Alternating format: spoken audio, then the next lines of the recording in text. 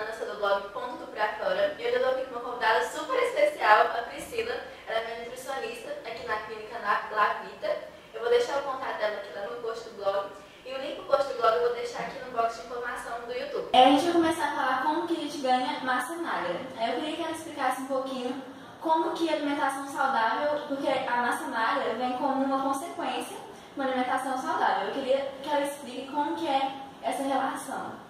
Bom, na verdade, realmente você falou as palavras certas, né? O ganho de massa magra vem como uma consequência de se aliar à atividade física com a alimentação. Então, é fundamental que a gente tenha inicialmente uma alimentação saudável para que o nosso corpo funcione de uma forma adequada e a gente consiga ter realmente que a gente consiga desenvolver uma musculatura, né, que vai ser destacada no nosso corpo e aparecer realmente como uma definição ou como uma hipertrofia, que a hipertrofia realmente é o ganho de volume muscular. Então, a gente está consumindo todos os grupos alimentares, é importante, o carboidrato, a energia do treino, né, que são as massas, né, a gente tem alguns alimentos mais específicos, né, na alimentação de hipertrofia, por exemplo, com relação a essa questão das massas. Aí a gente já tem, por exemplo, a batata doce, né, que é muito comentada. Por que a batata doce auxilia com a hipertrofia?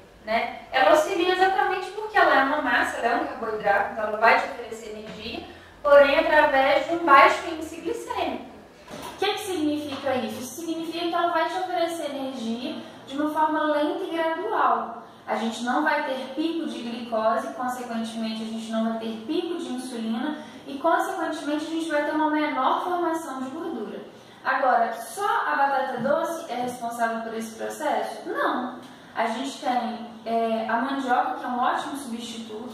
O cará, que apesar de menos calórico, também tem um índice glicêmico baixo e pode ser agregado dentro de uma alimentação. A gente tem o grupo das proteínas, que é o grupo das carnes, do leite, dos ovos, né, que também é muito utilizado. Né, e eles realmente, como se fala popularmente, eles são os tijolinhos que vão construir a musculatura. Então, a gente precisa de ter essa proteína disponível, tanto disponível para o treino quanto disponível para a recuperação, de forma que a gente consiga ter um ganho de massa muscular, né? E sem contar os nutrientes que são básicos, vitaminas e minerais. Então, não é porque a pessoa está praticando uma atividade física e está tendo um objetivo de ganho de massa muscular que ela vai fazer o consumo exclusivamente de carboidratos complexos, de baixo índice glicêmico e de proteína. Não, a pessoa precisa de nutrientes, precisa de vitamina. E a gente vai encontrar isso em vegetais, em legumes, em frutas, em alimentos variados, em um prato colorido. Isso é fundamental para ter um resultado positivo. Não adianta você só colocar batata doce e frango. Todo mundo fala que para ganhar músculo tem que ser só batata doce, frango e clara. Eles são alimentos que são muito benéficos, que ajudam bastante. Mas eles sozinhos, não são só eles que vão fazer o processo. A essência é o processo de ganhar massa magra, definição, é diferente do adulto? É diferente por causa da alteração hormonal, né? Porque, na verdade, o gasto energético de um adolescente ele é maior do que de um adulto. Porque, na verdade, além de ter essas alterações hormonais que modificam um pouco a metabolização, ele ainda precisa de um número maior de calorias para conseguir crescer e ganhar músculo ao mesmo tempo. Então, esse planejamento alimentar muda um pouco. E muda principalmente nas meninas, por causa de período menstrual. E isso não é só na adolescência, não. Isso é na vida adulta também. Então, tem uma diferença de alimentação, principalmente com relação ao número de calorias, para um adolescente e para um adulto que já terminou a fase de crescimento e de desenvolvimento. E para quem não tem, assim, de repente, uma condição para consultar um nutricionista, quais dicas você dá para as pessoas que querem ganhar massa magra ou definir em casa, só que de maneira certa, de maneira saudável? Bom, primeira coisa, correr daqueles alimentos e suplementos, alimentos até que não, mas os suplementos principalmente que são proibidos. Se eles são proibidos, a gente tem um motivo para que eles sejam proibidos, então não use. Né? Isso é o primeiro ponto. Segundo ponto, suplementação ela não é vendida com prescrição, mas a gente precisa de orientação para usar. Usar uma suplementação errada pode te trazer um problema de saúde. Então, se você não consegue acesso a um profissional, no mínimo saiba muito bem o que você está usando e por que você está usando. Simplesmente simplesmente compra porque está na moda e porque todo mundo está usando. Saiba por que você está usando aquele determinado suplemento dentro da sua alimentação. Isso é o básico de tudo. E para suplementar tem que ter um ótimo consumo de água. Geralmente a gente fala 1 ml por caloria consumida. Então, se a pessoa consome 2.000 calorias dia, ela precisa de 2 litros de água. Agora, se ela consome 7.000 calorias dia, ela precisa de 7 litros de água. Isso é importante de ser entendido também, porque quem suplementa aumenta o risco de sobrecarga renal e hepática, e é fundamental ter um bom consumo. E aliar isso a uma alimentação saudável. Mesmo que você não esteja fazendo um acompanhamento nutricional, é importante aquelas dicas básicas de alimentação. Comer de 3 em 3 horas, comer todos os grupos alimentares, como a gente falou, ter um bom consumo de água e associar isso a uma suplementação e treino, né? Geralmente as pessoas falam assim, eu vou ganhar músculo, tem que tomar whey, sair da academia, pus o pé fora de eu tomar whey, e tem que ser whey, não pode ser nenhum outro alimento. O whey pode ser substituído, não pode? O whey é um excelente suplemento. Na verdade, quando a gente faz uso de uma suplementação, a gente usa exatamente porque a gente conseguiu concentrar ali naquele suplemento coisas que a gente não conseguiria exclusivamente ou de uma absorção tão rápida através do alimento. Por exemplo, um whey protein isolado ou hidrolisado, que é ainda mais rápido, né? O isolado a gente demora em média 30 minutos para ter a disponibilidade dele em forma de aminoácido para fazer recuperação muscular.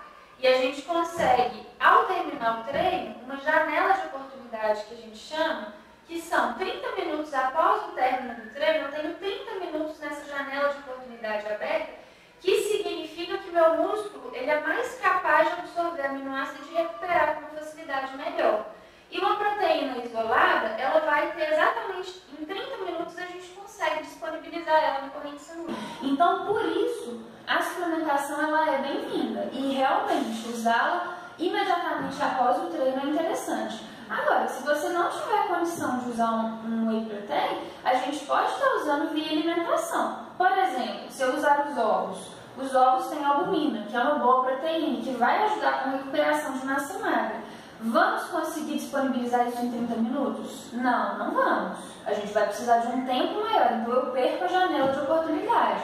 Mas eu consigo recuperar minha musculatura ainda assim? Consigo, desde que eu consumo meu aporte proteico adequado, de acordo com o meu dia alimentar, eu consigo sim. E os alimentos que são positivos para isso seria os ovos, eles seriam boas proteínas de pós-treino, o próprio frango, que é legal, porque uma proteína de absorção rápida, é leve, a digestibilidade é boa, mas não quer dizer que só frango é legal.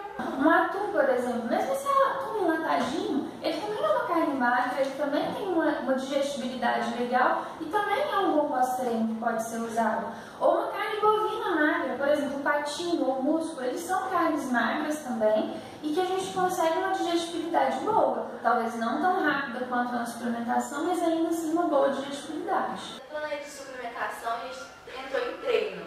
Tem que treinar na academia, especificamente fazer musculação para poder ganhar massa?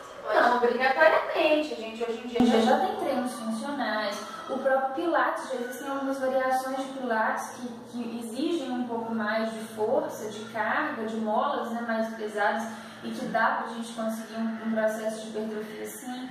Existem os treinos de luta também, que são treinos que a gente precisa de muita força para poder fazer esses treinos, então isso estimula a musculatura. Na verdade, o que é necessário para hipertrofiar é usar da musculatura. E para a gente conseguir volume, na maioria das vezes é muito importante carga. Mas essas variáveis, elas precisam ser controladas por educador físico, porque não é só peso que vai fazer hipertrofiar. Às vezes a duração do exercício, a intensidade do exercício. Então existem outras variáveis que um educador físico ou um fisioterapeuta, não sei, que possa estar trabalhando para que a gente consiga estimular a musculatura de forma a hipertrofiar. E quanto tempo geralmente com alimentação aliada ao treino certinho, quanto tempo mais ou menos você consegue ver resultado assim, de fora do corpo mesmo? Depende muito de como você está treinando e de como você está alimentando. Mas, exatamente, qual é o seu objetivo. E outra coisa, da genética também, né? Porque essa aí, infelizmente, a gente não foge dela. Mas, se a gente conseguir aliar todos os fatores que estão relacionados, com a média de 3 meses a gente já começa a perceber uma mudança do corpo. Muita gente fala assim, eu